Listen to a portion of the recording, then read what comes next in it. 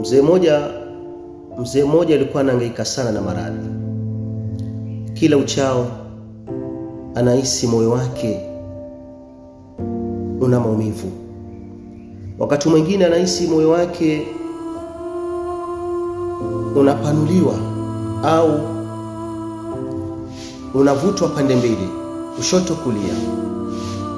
Na pia kadhalika mzee alikuwa akihisi pia tumbo lake linawaka moto, mpaka akabidi kwamba aende akapimwa ulcers. Akapimwa ulcers, akapatikana kwamba hana ulcers.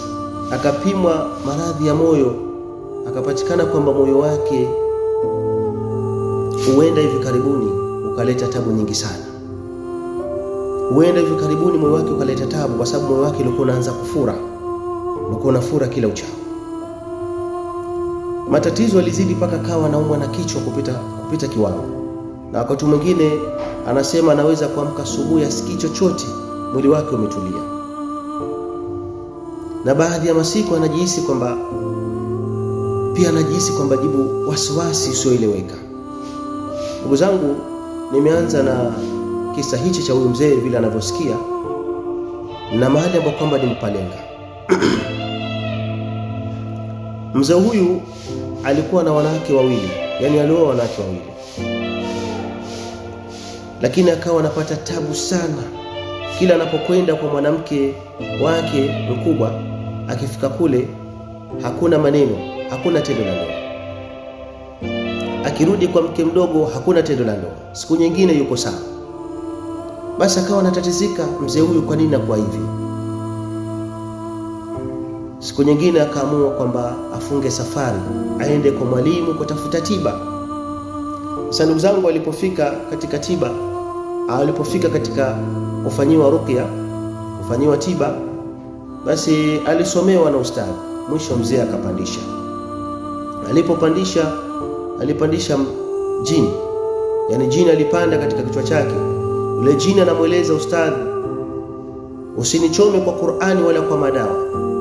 Mimi nimefanya kutumwa na mke wake wa kwanza.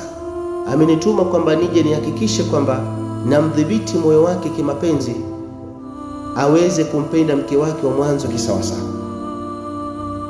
Na jini akasema kwamba siko peke yangu, kuna mwenzangu ambaye kwamba pia nilikuja nikamkuta humu ndani, na huyu mwenzangu pia naye anafanya kazi hiyo hiyo kama mimi.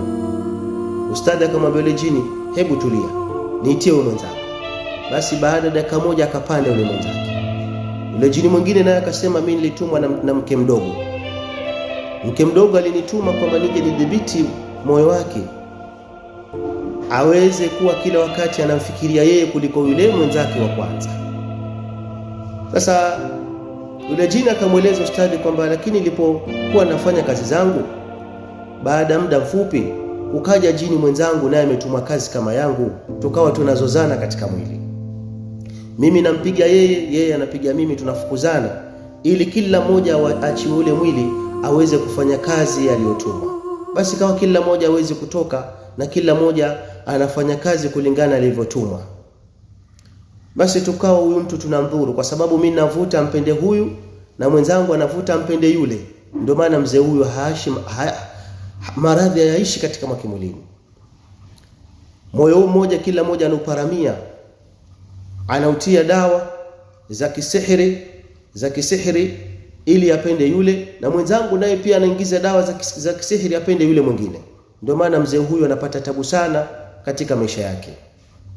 Ndugu zangu, kwa wale ambao kwamba wameolewa na mke mmoja, kwa wale ambao kwamba wameolewa na mume mmoja, tuweni makini hizi dawa mwezo kwamba tunazitumia kumroga yule bwana ili kila mmoja aweze kupendwa. Hizi dawa zinaleta madhara makubwa sana. Na hata wale ambao kwamba wamekwenda kwa wataalamu ambao kwamba wakasema kwamba nitakutengenezea mambo ili mume akupende wewe zaidi. Kuna wengine wao wanatengeneza mnyama, wanamrushia mume wako ili mnyama aje aketi katika moyo wake na kumshawishi akupende wewe.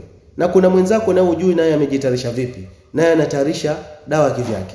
Mwisho wa siku vile vitu vinakuja vinakutana katika moyo mmoja, katika kichwa kimoja, katika mwili mmoja, vinamdhuru huyu mwanadamu. Mwisho anakuwa na maradhi yasiyohesabika. mara moyo unakwenda mbio, mara anahisi waswasi. Na hizi dawa zinapozidi, zile ambazo kwamba tunamtilia huyu mtu kwenye mchuzi, kwenye maji ya kuoga, na akifika kwa mke mkubwa naye pia anamtilia kwenye mchuzi, kwenye maji ya kuoga, hizi dawa zinakusanyika kwenye tumbo, kwenye moyo, zinasababisha maradhi mengi ambayo kwamba tamwacha yule bwana yenu awe ni mwingi wa kwenda hospitali na kutumia pesa nyingi sana katika kujitibu, na hawezi kupoa mpaka nyinyi muache kumroga. Zile dawa zikichanganyikana za mganga yule na mganga yule, zinapoingia katika mwili moja, hizi za asihru mahabba zinasababisha matatizo makubwa sana katika mwili wa binadamu. Waume wengi wanateseka na kutafuta dawa katika maisha yao, hususan wale ambao kwamba wameoa wake wawili au watatu na kadhalika. Wanapata shida sana katika hali kama hii.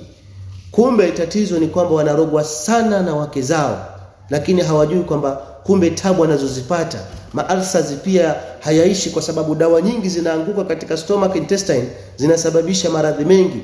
Maana zile dawa ziko na joto jingi katika tumbo, zinasababisha maalsazi hayapoi, kwa sababu ya madawa ambayo kwamba natiliwa katika mchuzi, katika chai na katika sehemu nyingine tofauti ya chakula. Ndugu zangu, ikiwa wewe umeolewa kama mke wa pili na kuna wenzako ambao kwamba unafanya nao competition, mke wa mwanzo au watatu, jaribu kutengeneza mazingira yako ya mapenzi kikawaida. Jaribu kutafuta mbinu ambazo kwamba zitamvutia bwana, lakini sio kumroga. Dawa hizi zina madhara makubwa sana. Dawa hizi zina mtihani mzito sana. Dawa hizi zinapochanganyikana na kumroga yule mwenzenu, basi anaishi maisha dhiki sana na nyote hamtofaidi.